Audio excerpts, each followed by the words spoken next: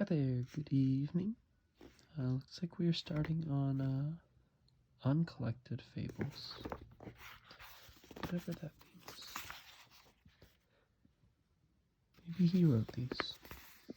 We'll see. There's people outside.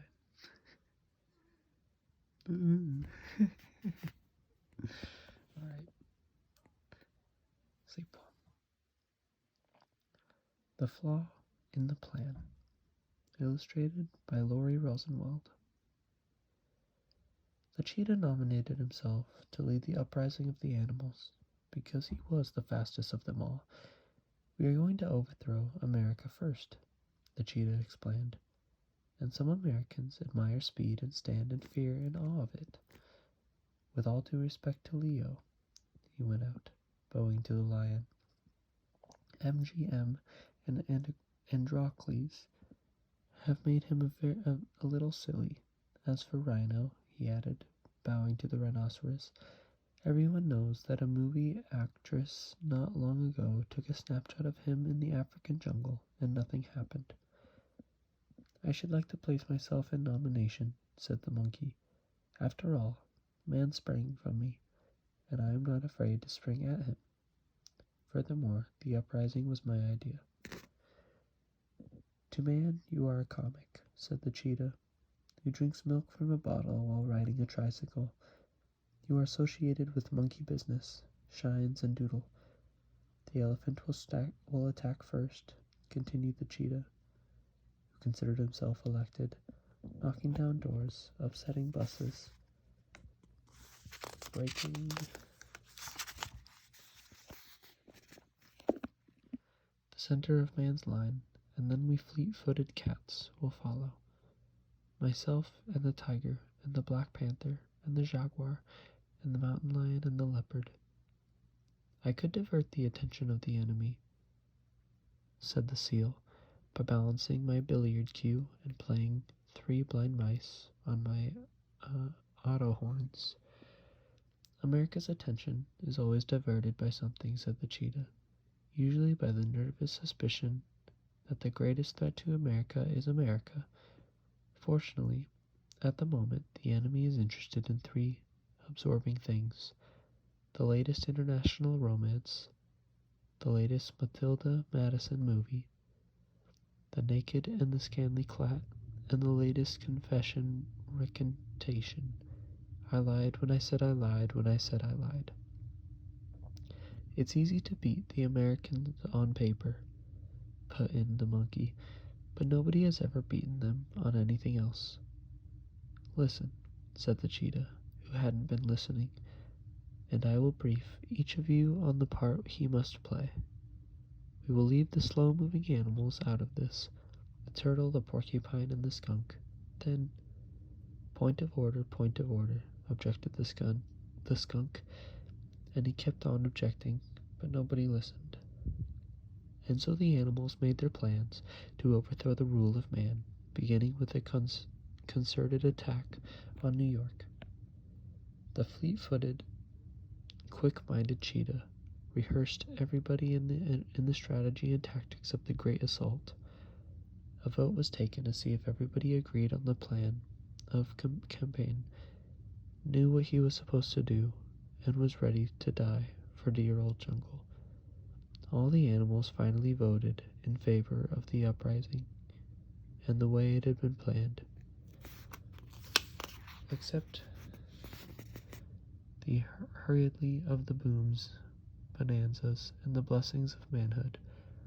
But the bug in him cried, no, no, at the mention of each of them, wife, children, work, wine, and all of the rest, up to and including the sweetness and dignity of dying the Patria, or Patricia, or somebody, and all of the eternal life, which is the unique privilege of the human being.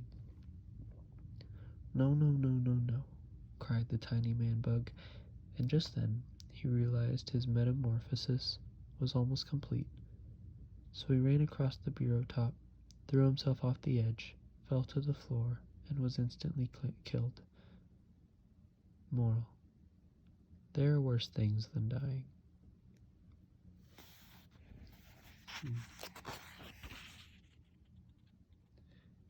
I missed a page. My bad. I am sorry.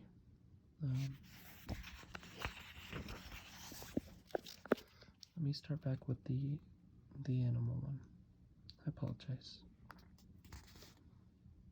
I wondered why that didn't make any sense.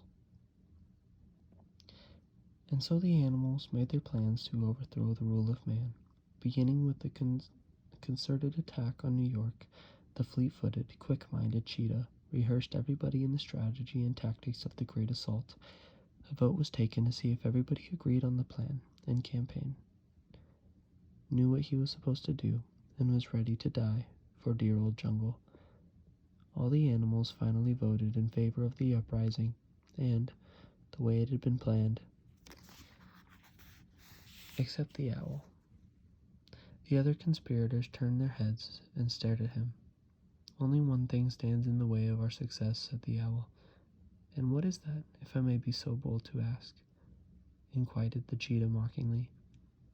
The fact that we are all confined here in Central Park Zoo, said the owl, and can't get out.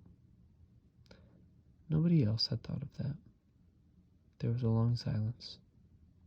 It's a catch, all right, said the cheetah grudgingly. It's a drawback, admitted the elephant. It places a considerable obstacle in the path of our undertaking, agreed the monkey. I'm glad I thought to bring it to your attention. Before long, everybody began believing that he was the one who had been pointed out the flaw in the plan. The cheetah crawled back farther into the cell and lay down. When the night keeper of the zoo made his final rounds, everybody was locked up safe and sound as usual. Here it is midnight, he said to himself, and they're all awake. I wonder why. The keeper was wrong. They weren't all awake. The owl was fast asleep, dreaming of catching mice caught in a trap, in a cell, in a jail. Moral: stone walls, a pretty good prison, make and iron bars a cage.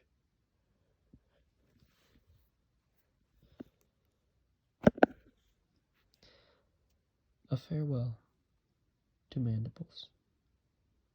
Illustrated by Seymour Schwast.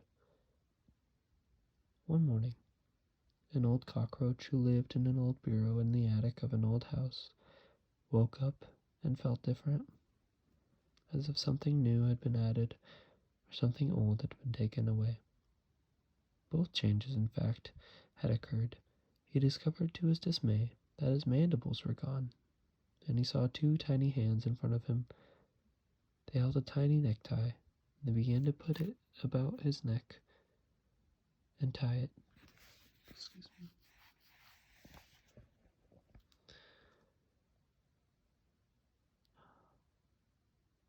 Then he realized that he was standing before the old dusty cracked mirror in the old bureau, and as the hands knotted the tie and pulled it into place, he perceived that he was no longer a cockroach, but a miniature human being.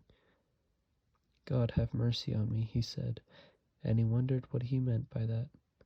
But he was still part bug, and the part in him cried to be released from the horror of humanization, but the man in him whispered by the fortune he could make on television.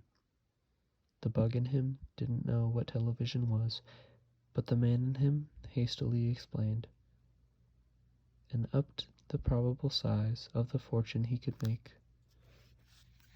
The man in him told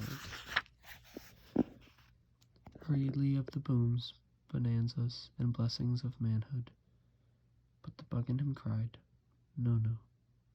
At the mention of each of them, wife, children, work, wine, and all the rest, up to and including the sweetness and dignity of dying for Persia or Patricia or somebody in all of eternal life, which is the unique privilege of the human being. No, no, no, no, no, cried the tiny man-bug, and, just as then, he realized his metamorphosis was almost complete. So he ran across the bureau top, threw himself off the edge, fell to the floor, and was instantly killed.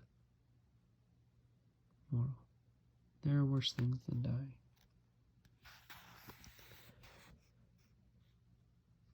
That's a really sad one. Right. I'm sorry this episode was a little bit of a disaster. I will do better. Until tomorrow, sleep well and have some sweet dreams.